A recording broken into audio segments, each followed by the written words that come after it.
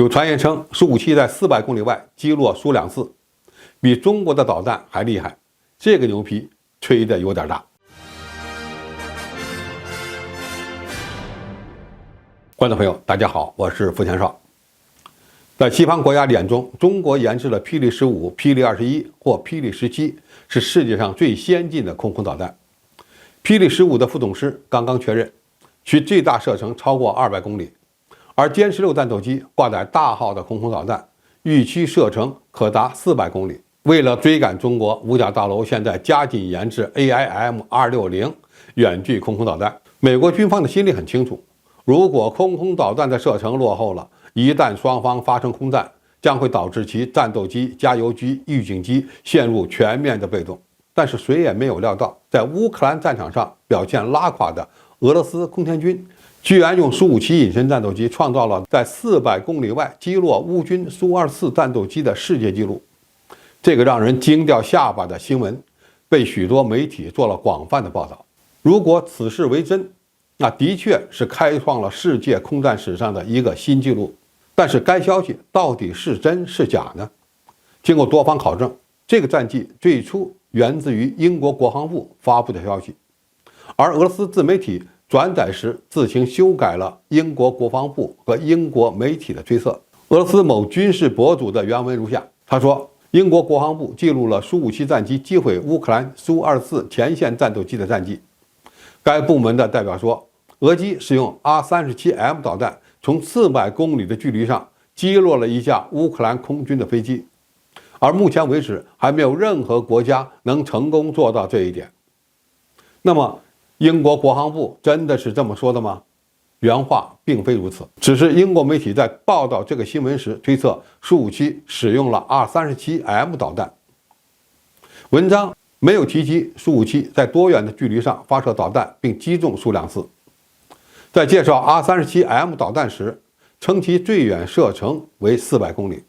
是除了中国导弹以外唯一的射程超过200公里的空导弹。看来这则消息是被这样转化的。英国国防部记录了苏57击落苏2-4，英国媒体猜测可能是用 R-37M 导弹打下的苏2-4。俄罗斯自媒体根据 R-37M 导弹的最大射程确定在400公里外击中苏2-4，这完全是天方夜谭。如果你不了解 R-37M， 还以为俄罗斯开发出了什么黑科技的武器。其实这款导弹是上个世纪80年代苏联时期研制的远距空导弹，没有采用先进的弹载数据链，没有配备双脉冲发动机，没有装相控阵雷达导引头，只是一款个头特别硕大的，专门用于攻击敌方运输机、轰炸机和加油机等大型飞机的空导弹。R-37M 采用的是惯导加半主动雷达制导的模式，所以在整个攻击的过程中，需要战斗机对目标进行长时间的雷达照射，所以苏57使用 R-37M 在100多公里外击落苏24是可能的。如果超过200公里，那么成功的概率就很小了。要想在400公里外打下战斗机大小的目标，根本就做不到。原因有以下几点：第一，苏57只是一款战斗机，而非预警机，其配备的机载雷达要想发现和持续跟踪400公里外的苏24，可能性较低。搜索跟踪苏24的距离应该在200公里左右。如果该机处于低空，那么苏57的机载雷达在下驶状态下的发现距离将进一步缩短。第二， R-37M 导弹的机动性能比较差，适合攻击对方的预警机、运输机等大型飞机，用于打击乌克兰的战斗机，成功的概率比较小，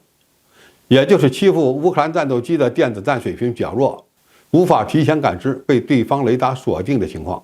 第三，没有双向数据链的空导弹很难攻击200公里以外的目标，这正是 R-37的缺陷。苏57发射该型导弹后，不能将引导任务交给其他飞机，只能靠自己的雷达连续照射目标，这就决定了其攻击的范围不大可能超过200公里。另外，如果一架战斗机照射到了苏24，为什么还需要由苏57发射 R-37M 导弹呢？第四，没有先进的预警机，不可能打击400公里以外的目标。中国发展射程超过200公里的空空导弹，都是基于弹载数据链的，其空战战术是 A 射 B 导，甚至由预警机进行引导。这就要求预警机的雷达和通讯设备非常先进，能够与导弹的数据链进行链接。中国的空警500预警机采用的是数字阵列雷达，配备有先进的数据链天线，而俄罗斯的 A50预警机还是传统的多普罗雷达，所以俄制预警机是无法为空导弹进行中继制导的。总体而言，在这个世界上，配备了射程超过200公里空导弹的国家只有中国和俄罗斯，但是能够打击400公里外空中目标的只有中国。因为要攻击超远距离的空中目标，必须具备3个基本条件：一是配备了数字阵列有源相顺雷达的预警机，能与几百公里外的导弹通信；二是导弹必须配备双向数据链；三是空导弹的射程要超过400公里。就算是这样，在400公里外能用导弹打击的目标也仅限于大型飞机，而不是机动性更好的战斗机。那么因为导弹飞这么远的距离，其剩余的能量很难满足追击战斗机的需要，所以千万别相信目前的空导弹能在400公里外打战斗机的神话，中国人现在都不一定能做得到，更不要说俄罗斯和美国空军了。好，今天的评述就到这里，谢谢大家收看，我们下期再见。